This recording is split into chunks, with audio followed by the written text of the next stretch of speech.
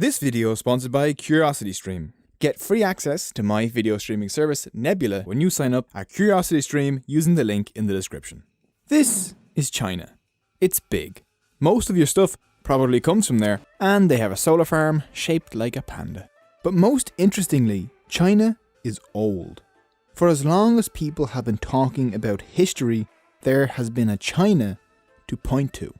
So how did China become the world's oldest continuous civilization? What's a dynasty? Who's Confucius? And is it ever okay to just bury people alive? Well, let's find out.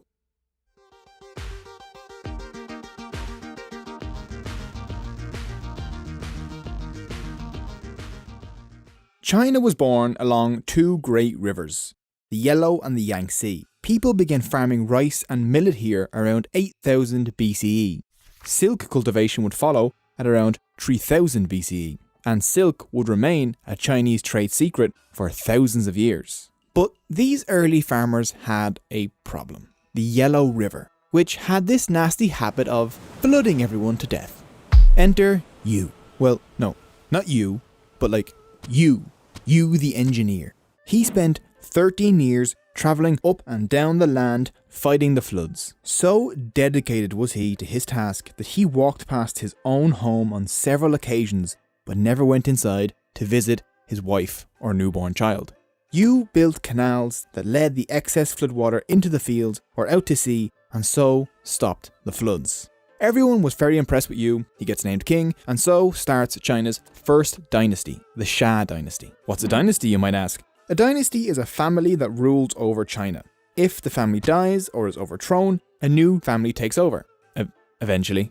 China would be ruled by dynasties from now up until 1911 CE. It kind of tells you a lot about Chinese culture that one of their greatest heroes is a hydraulic engineer. The Xia are said to have reigned from around 2100 to 1600 BCE. We used to think that the Xia were fictional, which isn't wrong, but isn't really right either. We have evidence like bronze tools, the remains of cities, and tombs near Earlytao and Yanxi that point to an urban civilization existing around 2100 to 1600 BCE. But it probably wasn't an actual unified state, more a collection of culturally similar cities and villages. It was once believed that a distinct Chinese culture spread out from the Xia to the rest of China, but now examples of dozens of Neolithic cultures ranging from Manchuria to Guangdong have been unearthed. None is really more advanced than the others. Chinese civilization seems to have been forged by all of these cultures mixing together. By the 16th century BCE, the Chinese had learned to mix tin, lead and copper together to form bronze. Warriors riding a new Eurasian import called the chariot took these fancy bronze weapons and clobbered the Xia to death with them. These people founded the Shang dynasty, which was like an actual dynasty. Sorry Xia, but you just weren't. At the Shang capital of Anyang, archaeologists have dug up tens of thousands of so-called oracle bones. Priests would scratch questions for the gods on these bones and then applied heat to them. The heat would crack the bones, and those cracks would be read as a response from the gods. The incredible thing about these oracle bones is that the questions were written on them. The Chinese independently invented writing, something that's only been done around 5 times in human history. These bones have recognizably Chinese characters. We can still read a fair amount of them. This script on the oracle bones is the ancestor of modern Chinese. The last of the pre-imperial 3 dynasties is the Zhou, who overthrew the Shang around 1045 BCE. They would still be there nearly 800 years later. China's later dynasties wouldn't last half as long. The Zhou came from the Wei Valley and were vassals to the Shang. But getting tired of that, they called up their armies, marched into Shang territory and whooped them at the Battle of Muyi. The defeated Shang king fled back to his palace, had himself a little bit of a cry, and then burned the palace down with himself inside it. This posed a question to the Chinese. The Shang ruled because heaven had given them the right to rule. How could the Zhou just come along and overthrow them? Surely the Zhou were in the wrong here. Luckily, the Zhou had an answer. Heaven had dumped the Shang. Why? Well, according to ancient Chinese historian Sima Qian, the last Shang king may have hosted some festive orgies and written some extremely pornographic poems, and tortured a bunch of people, and maybe, just maybe, built himself a giant alcohol lake, and inside of previously said alcohol lake, built a meat forest. Heaven frowns on that kind of behaviour. This resulted in the Shang losing Heaven's mandate, which Heaven was happy to transfer to a more virtuous people, like the Zhao. From now, Heaven would throw storms, earthquakes, and peasant uprisings at rulers that it saw as unfit. If rulers didn't listen and change, the mandate of Heaven would fall from their grasp and into another's. The mandate of Heaven became central to Chinese politics, as different dynasties lost and claimed the mandate for the next few thousand years. Under the Zhao, China's first classical texts were written.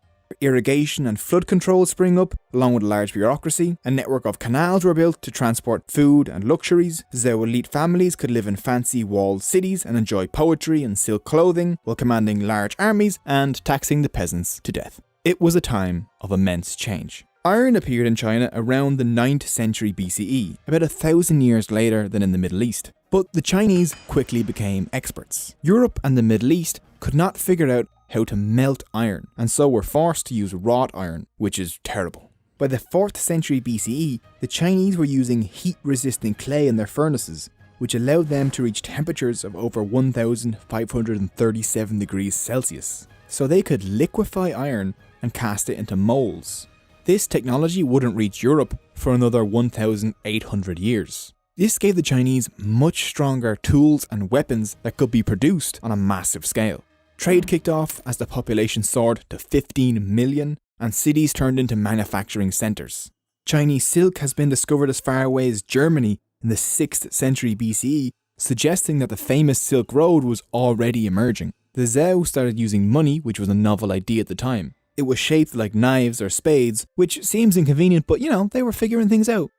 The Zhao kingdom had an issue though. It was very decentralised. It was a feudal state, so the king handed out his lands to lords. But these local lords began to amass more and more power, and the Zhao began to lose control of their own kingdom. In 1771 BCE, the Zhao capital was sacked, and they fled to a new capital at Luoyang.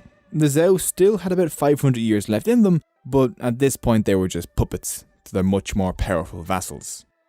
This ended the Western Zhao period and began the Eastern Zhao period. This period is divided into two parts, both named after the historical texts that record them, the Spring and Autumn Annals and the Warring States Annals. At the beginning of the Spring and Autumn period, 148 states were all fighting to be top dog. This whittled down to about 30 or so, and then the highly volatile Warring States period brought it down to 7, and then 3, and then finally 1. But troubled times bring new ideas. At around the same time, the warring city-states of ancient Greece gave us Socrates, and the competing Vedic kingdoms of India brought us Mahavira and the Buddha. In ancient China, the most important philosopher in East Asian history is about to be born.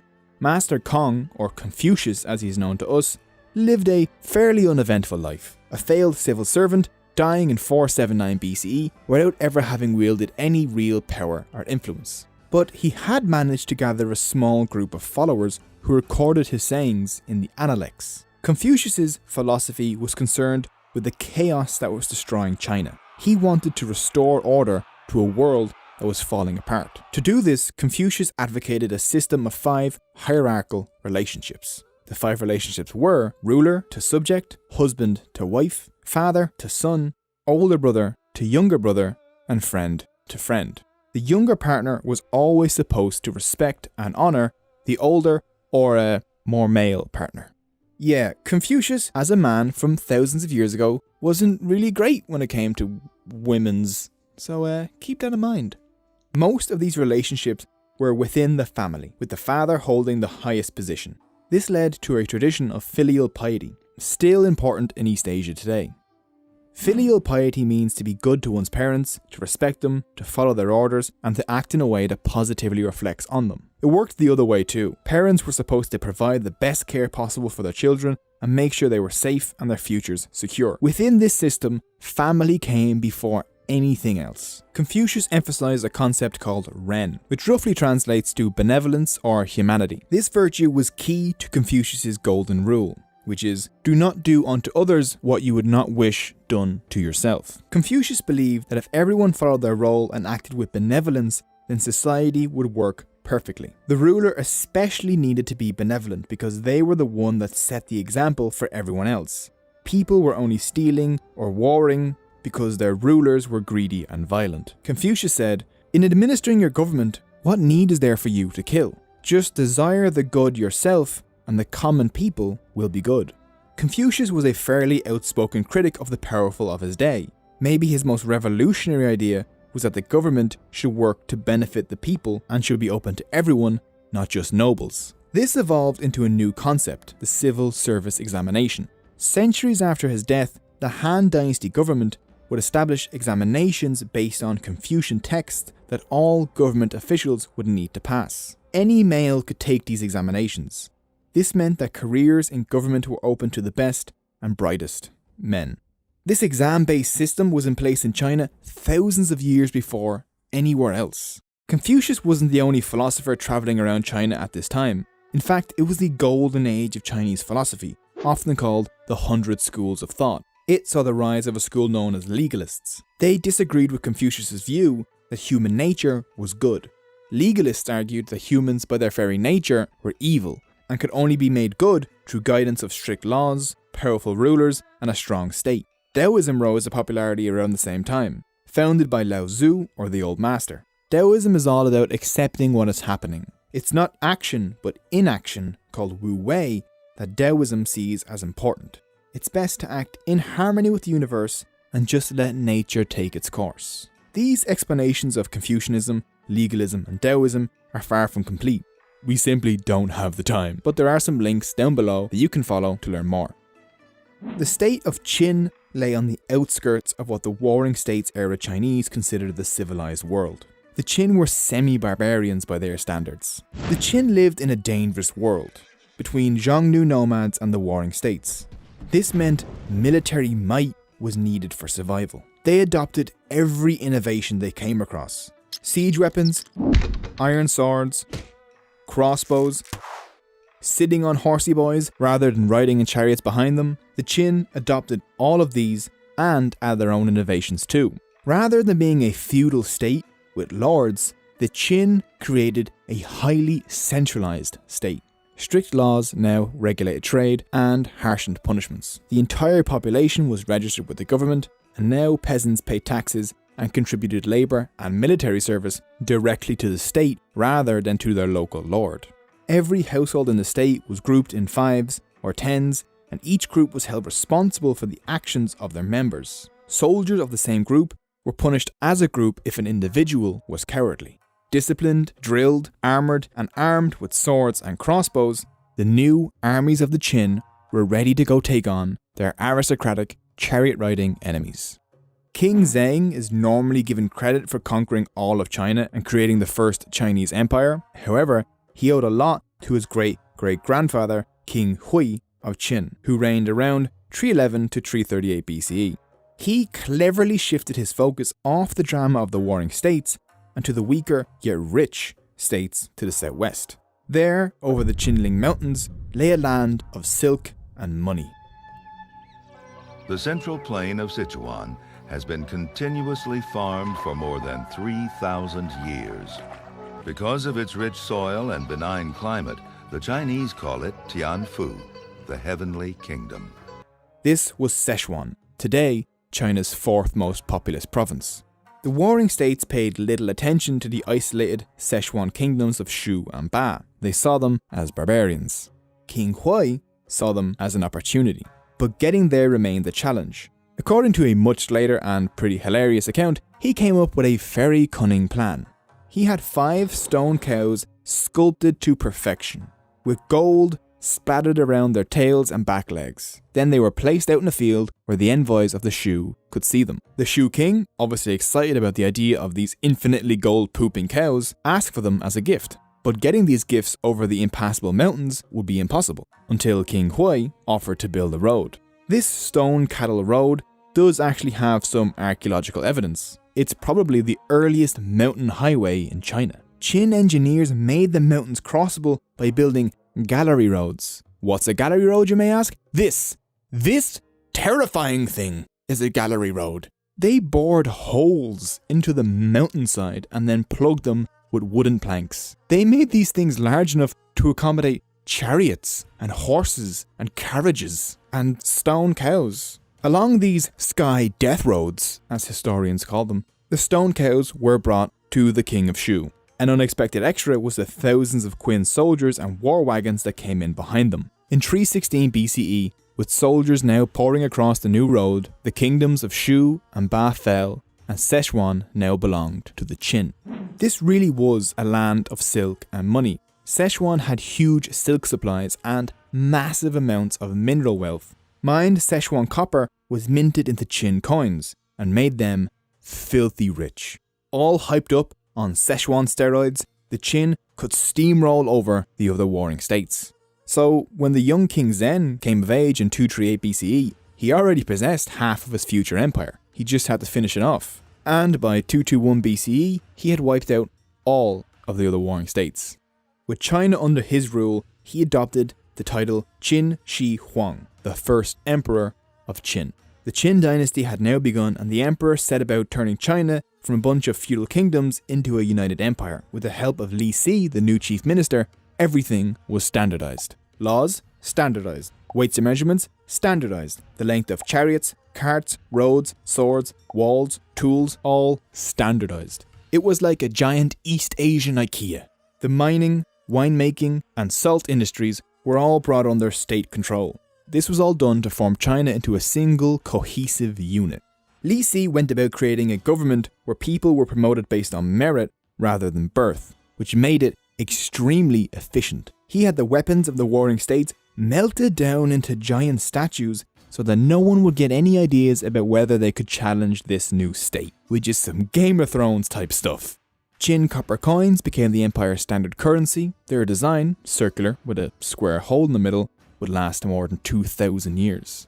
People across China were using the writing system developed under the Shang, but in different regions, people were using different characters. It was making communication difficult, and it was messing with the empire's taxes, which just simply wouldn't do. The emperor had each and every character, you guessed it, standardized. This new small seal script created a written language that was common throughout the empire, regardless of the writer's spoken dialect. Without this standardization, Chinese lawmakers today would probably need about the same amount of translators as the European Union. All the ideas that popped up during the 100 schools of thought were outlawed, as legalism became the state ideology. They believed other schools of thought threatened stability and confused the common people. So, in 213 BCE, Li Si and the emperor ordered the burning of all books that went against state ideology, preserving a few copies of each in state libraries away from public view. It was followed, according to some sources, by a purge of Confucian scholars who were either executed or buried alive, in an event called Burning Books and Burying Confucianists, which is not the best PR move, considering that Confucianists would go on to become the people that wrote Chinese history. To the north, the Qin state was constantly hassled by nomadic Xiongnu. To defend the frontier, a series of walls covering a distance of about 10,000 li, or 5,000 kilometers, were constructed. Now, this is a Great Wall in China, but it's not the Great Wall of China.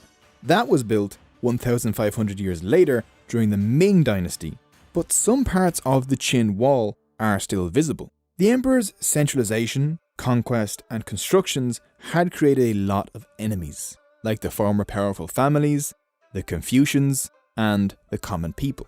But he was apparently aware of all the people that wanted him dead. So he created a class of eunuchs, men whose yin and yangs had been removed, to be the close servants of the royal family. As eunuchs couldn't have families, it was assumed that a eunuch's loyalty was more reliable. The rivalry between eunuchs and the other members of the court would go on to dominate Chinese history.